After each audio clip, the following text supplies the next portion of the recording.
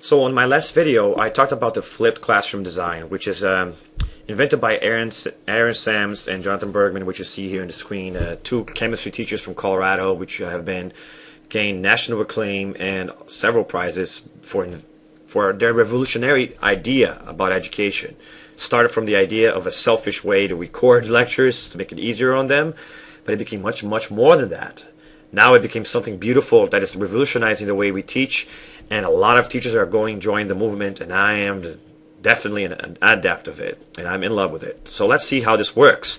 Now, why is the flipped classroom so much better, right? The key about learning is that you need to engage the learning. So the key for learning is student involvement, interest, motivation, dedication, organization, the skills that it takes to learn. But all those skills have to do with the student doing something, not so much the teacher doing something. So we have to put the students back in charge of their education. And it's through the use of podcasting where you free enough classroom time to give you time to do the wonderful things that you need to do for education. And so let's talk about that. If you want to review what the flipped classroom is all about, please watch the previous video. This one is going to be focused on the advantages of the flipped classroom. Now, the first and foremost advantage is that you force students to take charge of their learning. Both because they have to seek the lecture. They actually have to go and watch the lecture themselves at the pace they want to, whenever they want to. And also, allowing them to practice right away in class when they come to class in the right way that gives them feedback. So we all hear about the idea of an engaging, active environment where students like to learn and they work together into cooperative learning. And then we talked about these strategies which enhance retention. Kids tend to remember longer. With the flipped classroom, you have time to create a classroom like this. A classroom where students are always doing something together, by themselves, however they want, but actively learning, taking care of their knowledge, rather than just sitting and paying attention to a teacher. That is the advantage of the flipped classroom. You also have more time for quality education and practice, including labs, demonstrations, and activities.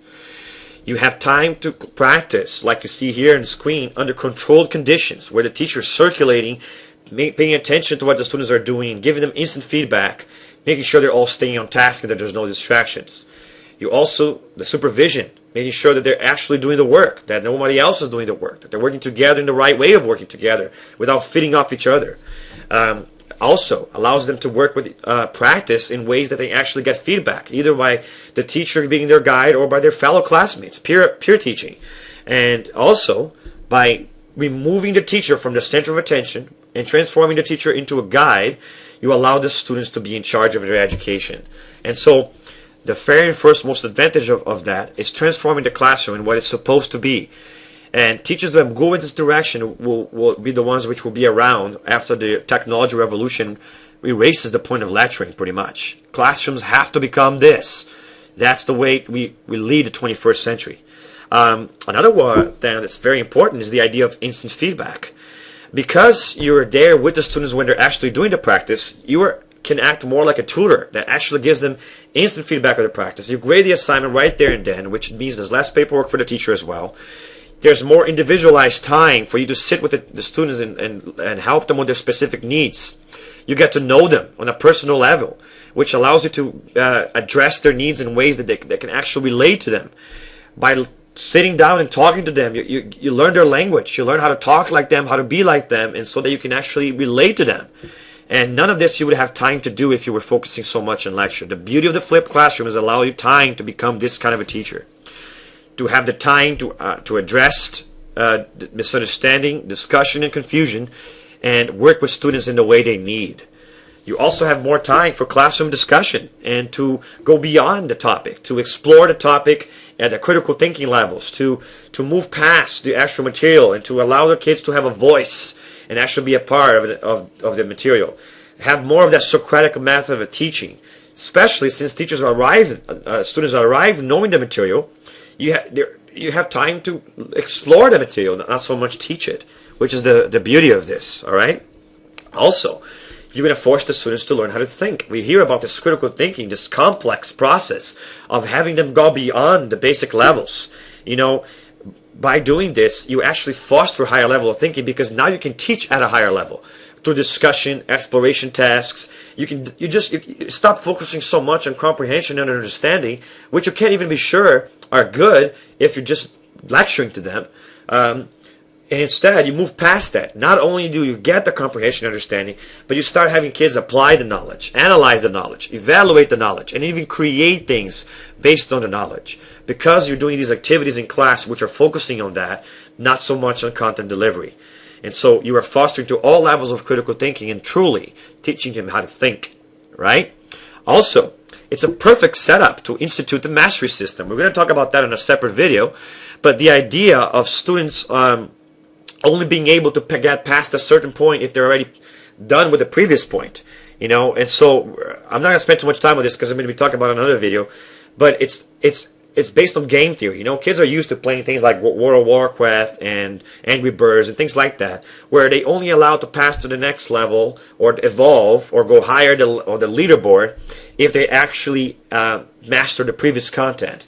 And it actually generates a little bit of competition and cooperativity where the kids are both working to get better than each other and also working together to escalate the leaderboard and escalate to the mastery levels. So it's wonderful to actually apply the mastery level with the flipped classroom. I don't even know how to do that without on the old style lecturing method. Make sure you watch the Mastery Classroom video. It's a very, very good video that explains you how to do this. And a byproduct of this as well is that to achieve self-mastery and enlightenment and become a master, what does that mean? It means that you become a teacher. So you allow time for these kids to go beyond the material and actually start helping each other out and teaching each other. And all of this is happening at their own pace because they get to go at their own speed since the lectures are already pre-recorded and the activities can be done whenever they want to. So mastery system is beautiful. Make sure you watch this video that we're going to be talking about that in a separate video. Another one thing that's good about this is you can diversify the classroom. We're here all about the time about creating a differentiated classroom where you have different kinds of activities, kids working at different levels, at different speeds, catering for kids with special needs, different kinds of intelligence and learning styles. How do you do that? Well, if you have enough time in class to actually create this setup, you can physically separate the classroom and the kids which are doing different activities. Some are watching the videos because they didn't do it at home. Some are taking the quiz to make sure they understood the material. Some are engaging in a classroom discussion or helping each other out in peer teaching. Others are doing active practice worksheets or activities. Others are doing active labs. Others are doing inquiry-based critical thinking, creative learning. Others are creating their own content. You separate the classroom. Some are working by themselves. Some are working together. Some are working with linguistic activities. Some are working with other activities. You will allow the student to have a voice and to pick the kind of activity they want to do. You separate the class into groups. And all of this is possible because you're not lecturing the whole time. So give the students a voice. Let them pick how to do things. Let them pick their homework. If you're going to assign homework, let them choose what kind of homework they want to do. Whatever helps them practice the material. Differentiate by levels of differentiate by interest. Have students which are interested in this are doing this. Students who are interested in that are doing that. It's really, you have to watch the way I run my classroom. There's a separate video about that. But it does, the point of right now, I'm just telling you what it allows you to do. And it does allow you to have the students have a voice. It lets them work at their own pace. It caters to their different learning styles. And it also accommodates students with special needs because you have time to create a classroom just for them. Because you're not lecturing the whole time. So each student can, when the activity time comes, which is the class time, they can each do one thing that's going to help them the most. And that's the beauty of this. And also work at different paces, at different levels, depending on how fast they're going. So it's a truly differentiated classroom. And also, because you're differentiated the classroom, it's not monotonous. You're going to have lecture days, you're going to have discussion days, you're going to have group work days, you're going to have activity days, you're going to have demonstration days, field trip days, and even the students going to the actual activity period, and the different levels they go through there when they're doing the activity day, they go at their own speed, which means in some days they're doing one thing, and some other days they are doing another thing. And since they get to pick what they do, they don't have to do the same thing every day. It doesn't have to be the same lecture every day. And you can still break the flip once in a while to do a special lecture. You can still break the flip to do student-led presentations. You can still break the flip to do a class-wide standardized test. And so by allowing yourself to create different classrooms for each kid is not going to be bored with doing the same thing over and over again. Even the flip itself doesn't have to be every day the same setup. You can do activity days, group work days. You can do different kinds of things because you're not lecturing the whole time. So that's the beauty of it again. Another one. You also, by forcing them to become active learners where they're in charge of their learning, you're going to teach those very important skills of organization, dedication, motivation, literacy, and social skills, and technology skills. All the things that people need to succeed in life. To truly succeed in the Mastery and Flipped Classroom program, they need to be organized. They need to be dedicated. They need to be motivated. And they typically are more motivated because of the way they get to choose their own experience. They do become better readers and better because they have to prepare ahead of class. They do become better writers because that's how they show the material. They do work together more, so that's more social environment. And they definitely have to learn to incorporate technology into their learning. And so you are giving them the skills they need to succeed in life in the modern technology 21st century that we live in. Also, we're going to talk about this in another video, but a flipped classroom works together with technology. It's very good to integrate technology into the flipped classroom. It's almost natural to be techy in a flipped classroom. And so you're talking to the kids in the language that they understand, and also giving them the tools that they're going to need in the 21st century because they need to be techy. And so flipped classroom caters to technology users, and that's very good too. It also gives students time to actually go through all the levels. They are both going to learn the material, they're going to explore the material, they're going to explain the material, and create material themselves because you gave time for them to be doing these things. And so you're actually truly becoming a 21st century classroom by doing the flipped classroom design. And you are going to be inspiring the kids to create their own content and discover things through inquiry. So it's the other beautiful thing about this is that now students will spend more time doing creative things. They'll spend more time producing their own information instead of just consuming that information. They're going to be presenting more. They're going to be working Google Docs together to create new documents for the website. They're going to be doing inquiry labs and discovery labs. They're going to be doing practice activities. They become the teachers. And by becoming the teachers, they start to realize, oh my gosh, people learn different ways. They come to you to do a presentation and you'll be like, oh, you talked a lot. Do you have anything visual for me or anything for me to do so I can learn? So you can challenge them to realize that people learn in different ways. And by exploring the fact that they're learning in different ways and they see kids around them learning in different ways, they start becoming cognizant of the fact that they need to become better learners and try to explore these different ways. So at the same time, you differentiate the classroom and let them learn the way they learn best, but they also push them to be more diversified and eclectic and learn in different ways. And as they become teachers, because that's part of the process too, we're going to be talking about it in the other video, they also start learning that they need to cater for different learners as well. And then really makes them understand how learning works. And that's another beautiful thing about it. And finally, if you have problems with managing your classroom, it's not that problematic because you're not lecturing the whole time.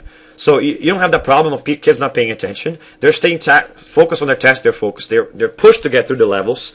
And so classroom management doesn't become that much of a problem, right? Because you are spending time with the class and actually doing different activities. So chaotic organization is actually part of this whole thing. You don't have the same problems with trying to enforce the rules and having to be the super teacher in order to make the classroom work.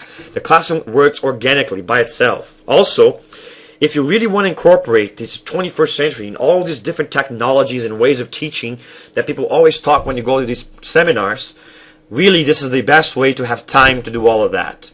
And although it's this really young and data has not yet come out to support that this actually works better than the other setup, logically it does seem that way. And in the next few years, Aaron and Jonathan, which came up with this method, are going to be publishing research and books about what their findings about the things. And it's starting to come through now. Research that's showing that the flipped classroom works, not by any magic. It works by letting you have more time to do the wonderful things that you always wanted to do, which is diversifying the classroom, having more time to work with students individually, and having this environment. The overall outcome is that you turn learning into fun again. Remember when you went to elementary school and going to class was actually fun. You worked with your friends, you did cool things, you did the things you wanted to do. You were motivated to learn. So the best, single most advantage of the flipped classroom design is that the students work at their own pace, doing the things that work best for them, which makes them love learning again. And I love teaching so much because of this. So you should do it. Flip your classroom. It's worth it. All right? next video we're going to be talking about the problems that come because of flipping and how you can handle them.